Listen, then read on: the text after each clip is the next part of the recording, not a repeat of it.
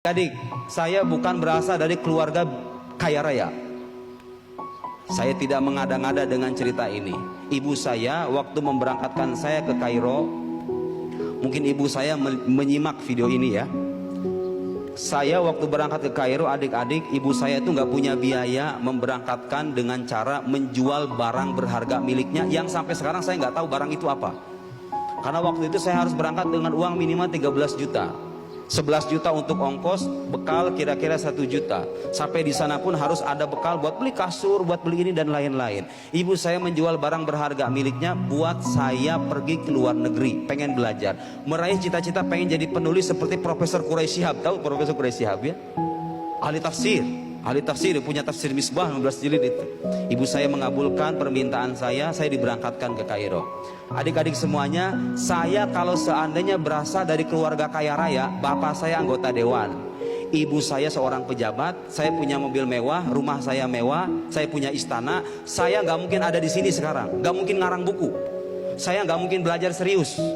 Karena biasanya orang yang punya kemampuan materi lebih, yang punya duit banyak, biasanya malas belajar, bener nggak? Betul. Kenapa? Ya dia nggak punya dorongan lebih. Ngapain gue susah-susah belajar?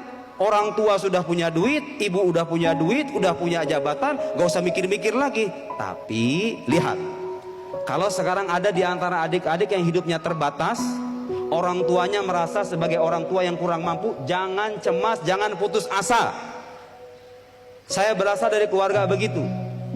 Asalkan dengan satu catatan, Anda tekadkan niat memperbaiki hidup, mendekatkan diri kepada Allah, berusaha sebisa mungkin, raih cita-cita dan yakin bahwa Allah pasti akan mengabulkan dan dia tidak akan mengecewakan. Kalau saya orang mampu dari dulu, orang yang berduit, gak mungkin saya ngarang buku beginian yang 13 biji yang tadi disebutkan itu, gak mungkin. Saya mengarang buku, menulis, belajar serius pagi, siang, malam, tentu ada mainnya, pasti ya. Kalau belajar pasti ada mainnya. Saya belajar serius adik-adik karena saya merasa saya harus membahagiakan orang tua saya. Saya harus merasa membayar, dua tanda petik. Tentu gak bisa dibayar orang tua ya, tapi membalas budi orang tua yang sudah berkorban untuk anaknya. Lihat, kalau Allah mentakdirkan keterbatasan, itu tanda bahwa Allah ingin kita berusaha, bukan berputus asa. Jangan cemas, nanti saya kuliah dari mana biayanya, saya punya keahlian apa. Gak ada manusia yang diciptakan sebagai sampah. Adik-adik dengarkan saya, tidak ada manusia yang diciptakan sebagai sampah. Semuanya punya yang membedakan apa? Itu ada Pak Ustadz yang suka nganggur-nganggur itu, orang-orang mohon maaf begitu ya, yang tidak jelas hidupnya, itu bukan karena Allah menciptakan mereka sebagai manusia yang tidak berguna, tapi karena merekanya malas mencari kelebihan, malas mencari keistimewaan dirinya. Kamu punya bakat, adik-adik sebelah sini punya bakat. Tidak harus jadi ustadz ya, tidak harus jadi ustadz, tidak harus jadi penulis. Punya bakat, kembangkan bakat itu, jadi orang bermanfaat, berbagi kepada sesama manusia, dekatkan diri kepada Allah, kelak kita akan mati, sukses dunia akhirat. Caranya begitu. Jangan pernah cemas, jangan pernah khawatir, jangan pernah sedih dengan keadaan orang tua. Saya alhamdulillah, hadza laisa min bab tahadduts 'anin nafs. Ini bukan dalam konteks membicarakan atau membanggakan diri. Saya menyampaikan ini adik-adik terus terang hanya ingin memotivasi bahwa kalau kelak adik-adik berharap pengen gak jadi penulis, pengen gak, saya tanya coba.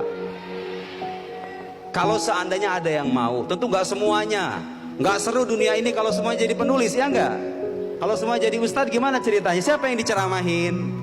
Tidak semua harus jadi penulis. Tapi kalau adik-adik mau nanti berkarya, menulis, kemudian enak. Jadi penulis itu enak. Kalau kita udah nggak ada, jasad kita udah terkubur di atas tanah, apa yang kita tulis bisa bermanfaat bagi orang-orang yang sedang berjalan di atas tanah. Betul? Ya, lihat, tahu Imam Ghazali, tahu Imam Nawawi, Imam Tobari, Ibnu Katsir dan lain-lain, itu udah nggak ada adik-adik. Semuanya itu udah lewat. Semuanya sudah lewat, sudah terkubur. Tapi sampai sekarang dibaca di pesantren, Qalal Imamul Ghazali rahimahullahu ta'ala, qala al-Imamun Nawawi, qala fulan, diiringi dengan doa rahimahullahu taala. Berapa jumlah juta manusia yang ngomong semoga Allah merahmati Imam Ghazali, Imam Tirmidzi, Imam Bukhari, Imam Tobari, Imam Ibnu Katsir, Imam Fakhruddin Ar-Razi. Berapa banyak manusia yang ngomong kayak begitu? Nyaman gak kira-kira kita di kuburan? Nyaman gak? Didoain sama banyak orang, apa gak mau? Adik-adik gak mau? Gak apa-apa. Ulama itu sebagian di antara mereka ada yang hidupnya terbatas, gak apa-apa. Yang penting nanti kita sudah wafat, kita bermanfaat, itu menjadi amal jariah yang terus mengalir ketika kita sudah wafat, terkubur jasad kita di bawah tanah.